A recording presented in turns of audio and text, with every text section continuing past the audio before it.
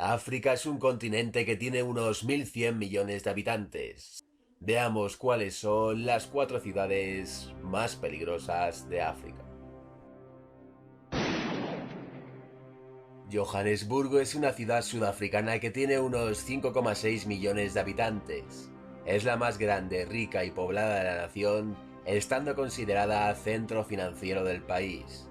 Johannesburgo destaca por sus altas tasas de criminalidad, posicionándose como la número 47 más peligrosa del planeta.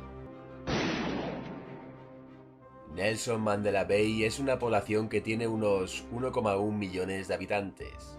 Ubicada en el sur de Sudáfrica, posee una extensión de unos 2.000 kilómetros cuadrados y lleva el nombre en honor de su antiguo presidente. Nelson Mandela Bay se sitúa como la tercera ciudad más insegura de toda África. Durban es una localidad sudafricana que cuenta con 3,3 millones de residentes. Es la tercera más habitada de toda la nación y cuenta con el puerto más importante de toda África. El lugar destaca por falta de personal de seguridad.